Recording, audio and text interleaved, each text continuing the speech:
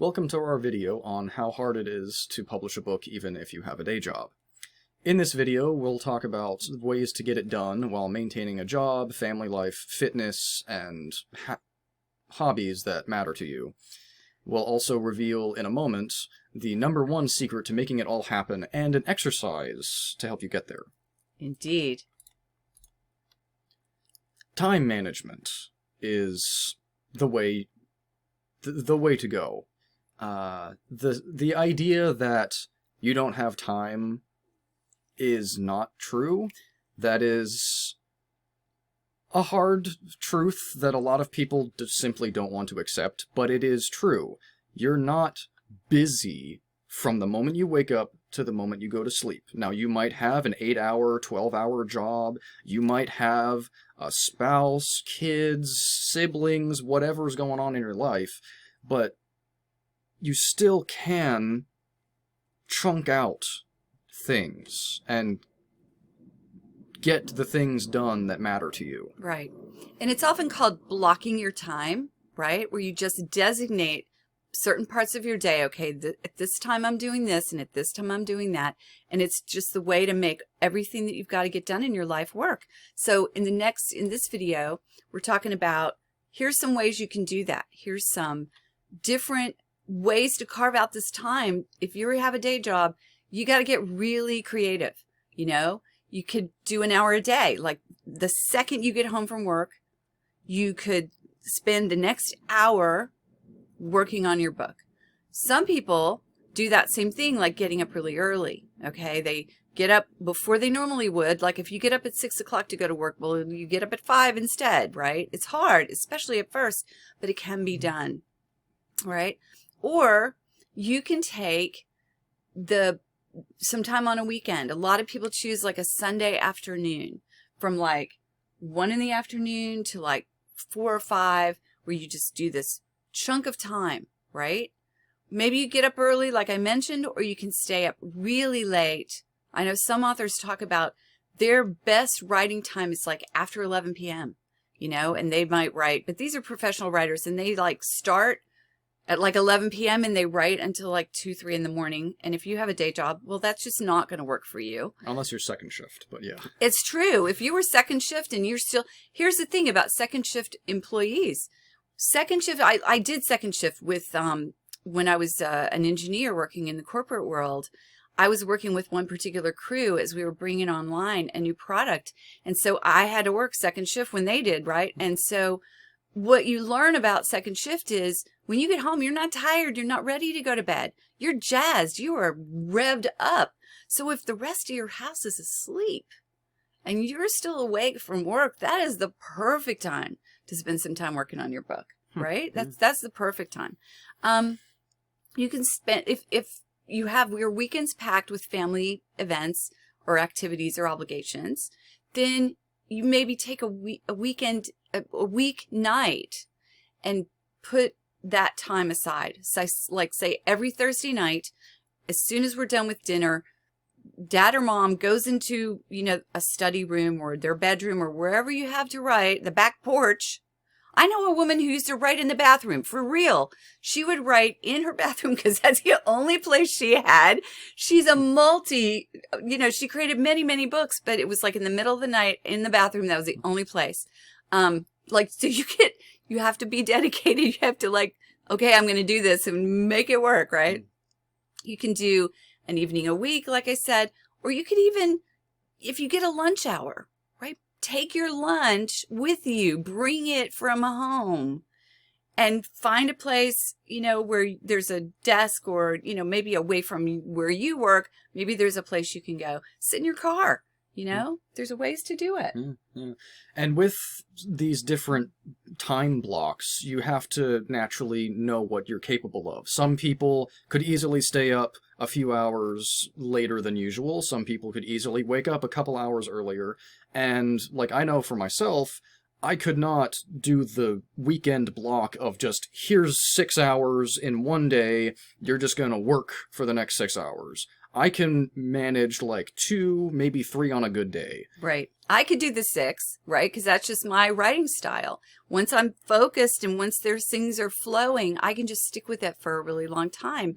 But I've been meditating for 30 years, right? I have really extraordinary focus. Most people don't have that, and that's okay. But you want to look at, you might try one of these. Mm-hmm. And if it's not working, try a different one, right? Don't give up. Yeah. Try a different one of these methods until you find what works for you. Exactly. Yeah, we know a professional author who makes a fair amount of money off of his writing. He can only go for like 30 to 45 minute spurts, and then he has to go off for like an hour or 2 and do other stuff before he can come back and do more writing. That's right. So it doesn't necessarily mean the more practice you have, the more time you can do it. It's just that's true to a certain extent, but it's kind of your predilections will determine. Exactly. And that's completely, you just have to figure that out for yourself. That's right.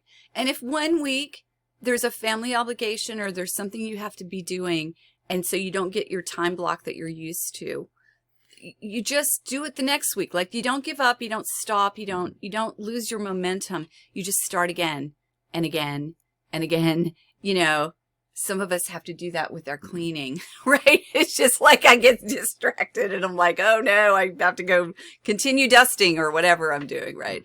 You just have to manage your time, focus on it, and be vigilant about, you know, it has to become like sacred time almost, where this is the time I'm going to start, this is the time I'm going to stop. And what you'll find is, if you find these times for writing, the creative juices will begin to flow naturally at that time every day.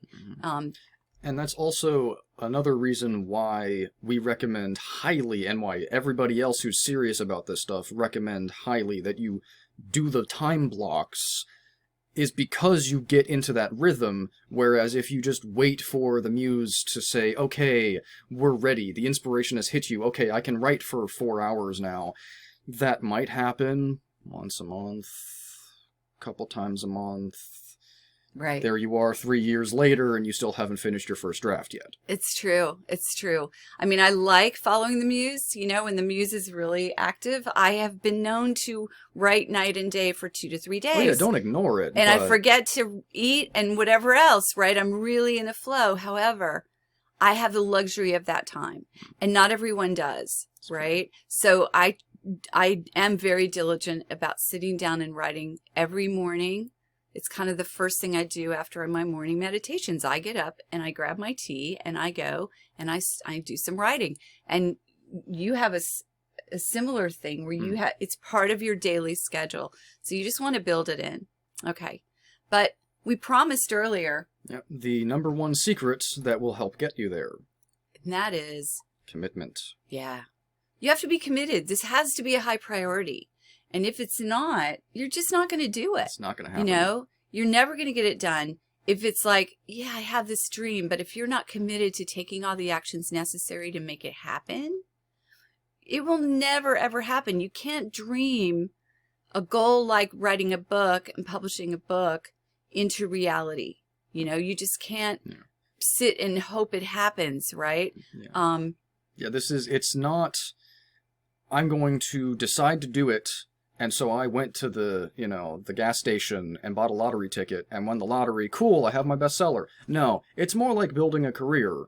And for the serious people, it is literally building a career.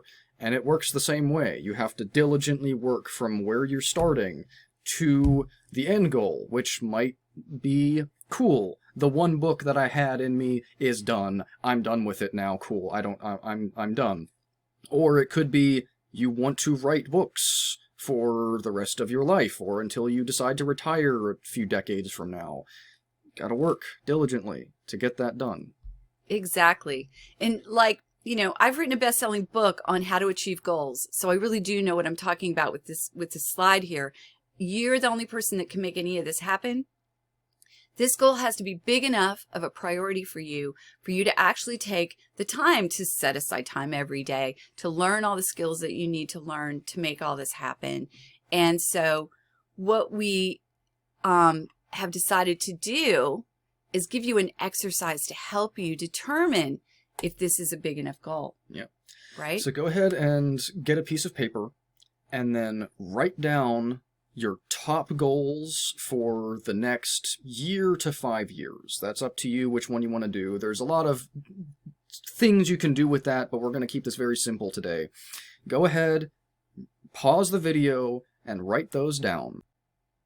So we want to give you a couple minutes to just get that exercise done. So question number 1 is, did you stop the video and take the time to write down some goals? Because that'll tell you a lot about how committed you are to even doing this, right? If you're not willing to take this little tiny action, you may not be up for doing all the actions needed to publish a book, right? So just think about that. Think about whether you committed or not. And here's the thing, you know, maybe you didn't have time right now, and we get that. Yeah. But come back and do it later if you... Please, yeah. yes. You owe it to yourself to truly achieve this or any other goal. You really do have to take the actions needed to get there. And so look at your list, assuming you did it, right? Look at that list that you created and think about what's on there. Is it all in one area of your life? Or did you have, like, you know, maybe you want to lose some weight, or maybe you want to manifest a boyfriend or girlfriend or husband or wife or partner, whatever that looks like, right? And maybe you want to advance in the career that you're already in, right? This is about doing it with your day job. Maybe you want to advance that career. Maybe you want to quit.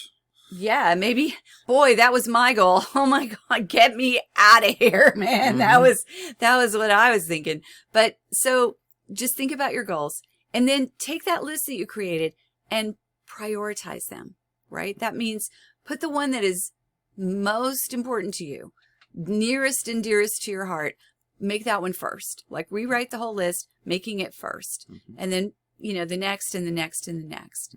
And then, did you even put writing a book on the list? Is that book that you're thinking about writing on there right at all? Because if it's not one of your top, like, 5-10 priorities, it's probably never going to happen. Probably just not. so you know, right? And so this is just a way for you to look at that. If writing a book as a part-time thing that you're doing in addition to a day job is important to you, it is going to have to be a priority. It's going to have to be a priority. So hopefully you enjoyed the exercise, and yeah.